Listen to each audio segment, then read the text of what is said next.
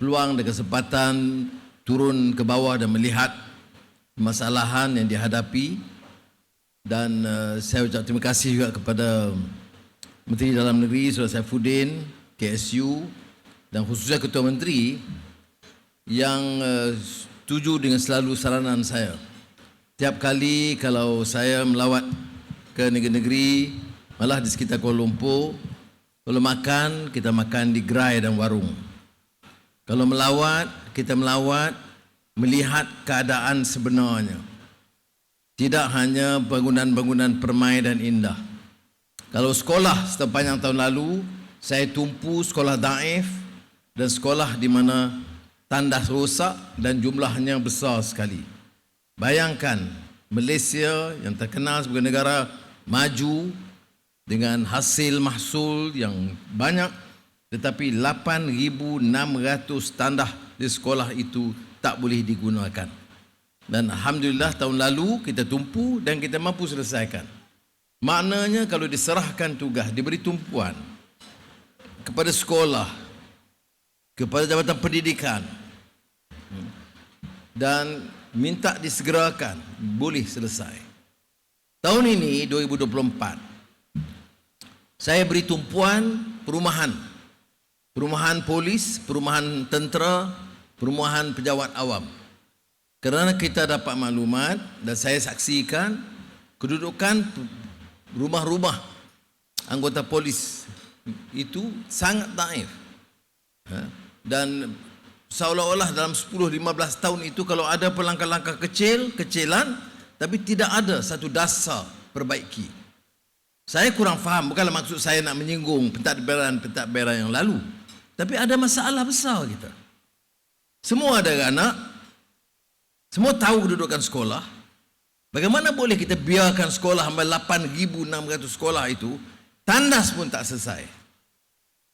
Semua ahli parlimen bertugas di kawasan parlimen masing-masing dan tahu kedudukan perumahan anggota polis. Ya. Memang disuarakan, saya tahu rakan saya ahli parlimen Kota Melaka memang pernah bangkitkan di parlimen tentang kedudukan IPD Melaka Tengah ini. Tetapi tindakan ini ambil tu kurang memerangsangkan. Sebab itu arahan saya kepada rakan-rakan saya Jemaah Menteri, kemukakan dalam mesyuarat Jemaah Menteri bukan sahaja setakat projek-projek raksasa yang baru. Selesaikan masalah asas dulu. Pejabat.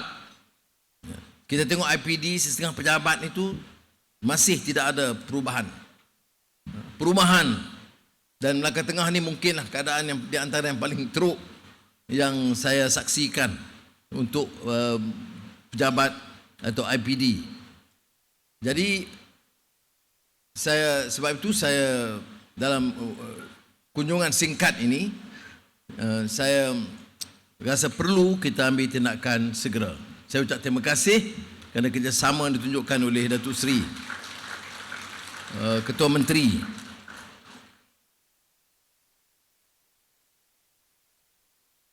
Kerana terutama pada polis lah ya. Ni Ketua Menteri Melaka ni ahli pantun. Kadang keringat peluh membasah, mencurah bakti tiada tara. Polis dan rakyat tak mungkin berpisah menjaga keamanan demi negara.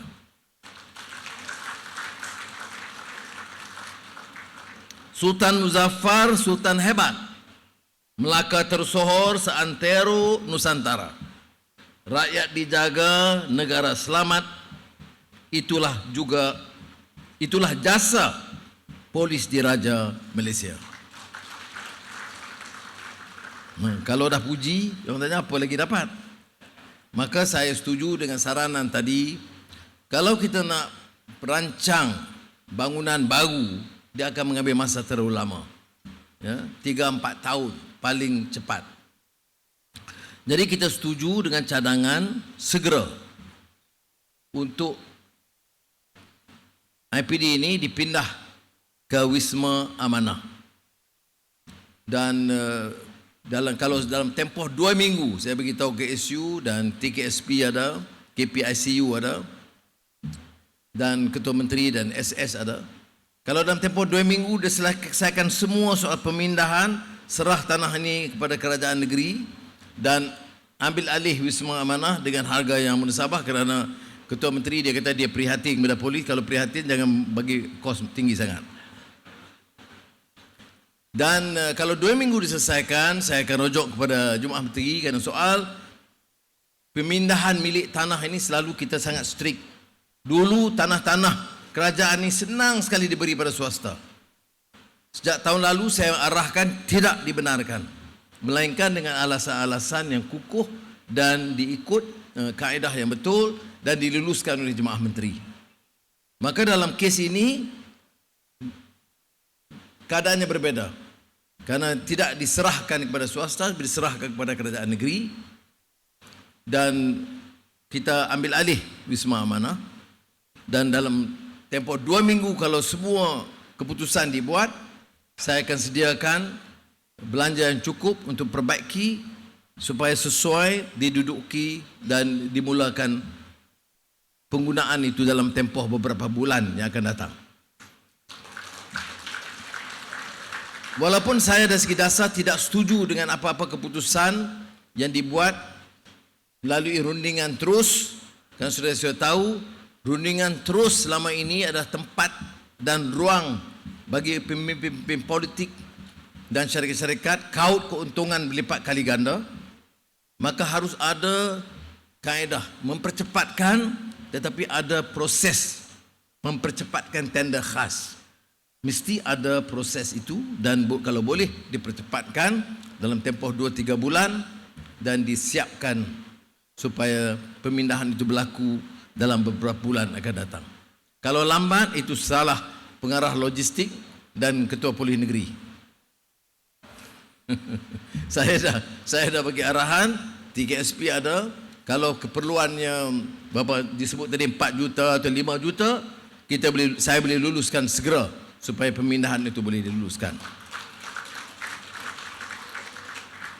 Jadi ini harus memenuhi semua keperluan yang ada sekarang.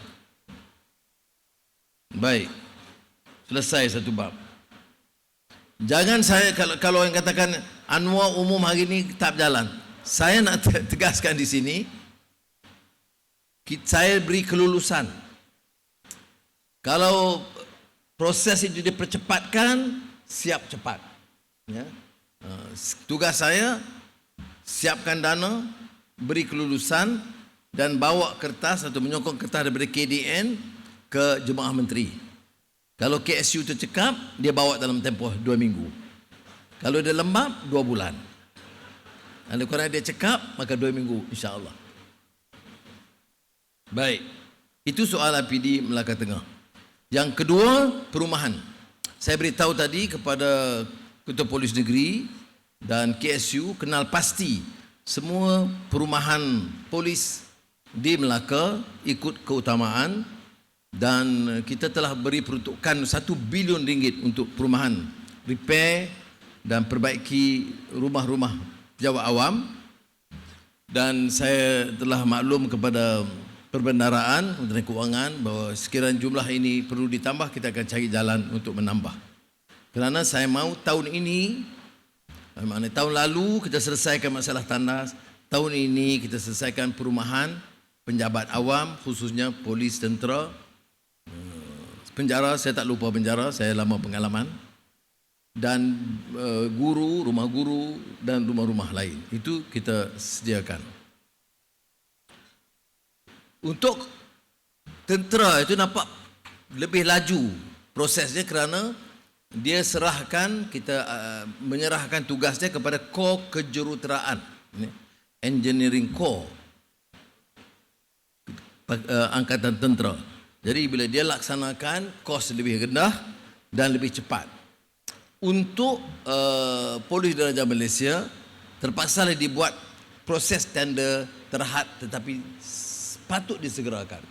KSU akan bincang dengan mungkin KPICU dan Perbendaraan bagaimana boleh dipercepatkan Kerana saya tak mau lagi nanti orang merungut, umum hari ini, kemudian tak berapa tahun lagi nak siap.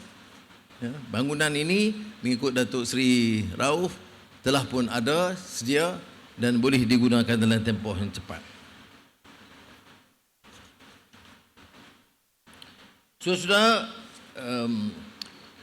tugas dan peranan PDRM itu sedia dimaklum. Ia menjadi tunggak mempertahankan keamanan dalam negeri. Walaupun pasukan keselamatan, tentera dan APMM juga menjaga sempadan dan di luar negara. Tetapi kita tidak boleh remehkan tugas dan pengorbanan yang bekerja menjaga negara ini sebagai negara aman. Saya pergi ke luar negara bila pelabur datang ke Malaysia, itu Malaysia sampai ke tahap dan kategori negara aman. Dia tidak pernah pertikai. Dan kita kadang-kadang anggap ini sebagai satu perkara biasa. Sebab itu saya selalu ingatkan kawan-kawan saya, termasuk dalam jemaah menteri dan pimpinan politik, jangan kita anggap ini sebagai sesuatu yang biasa. Tidak. Dia memerlukan ketangkasan, kecekapan, pasukan keselamatan dan PDRM. Dia memerlukan tahap pegawai yang lebih profesional dan elak daripada kelompok kecil merosakkan imej dan integriti polis. Ketua Polis Negara beberapa hari yang lalu memang menyergah kuat pegawai-pegawai polis yang terlibat dalam beberapa kes rasuah dan salah guna kuasa. Tapi dia maklum kepada saya berjumlah ini memang jumlah kecil. Tapi walaupun jumlahnya kecil, dia memberikan imej yang buruk kepada PDRM keseluruhannya. Jadi saya minta kerjasama pasukan polis di semua peringkat, perbaiki, kerana kita cuba merubah imej dan sistem di negara kita ini. Negara kita ini memang punyai rekod yang cemerlang dalam banyak hal, tetapi negara kita juga tercemar kerana imej salah guna kuasa dan rasuah yang mencalar. Dan sebab itu, sudah tahu dalam setahun yang lalu ini saya tidak tolak ansur. Saya tahu risiko seperti mana pegawai-pegawai polis lebih arif. Sudah tegas ambil tindakan terhadap judi haram atau penjenayah ataupun pengedar dadah. Memang ada risiko. Dia memerlukan kecekalan dan keberanian serta ketangkasan seperti jebat, kata Ketua Menteri, untuk melaksanakan tugas. Samalah dalam kerajaan pun.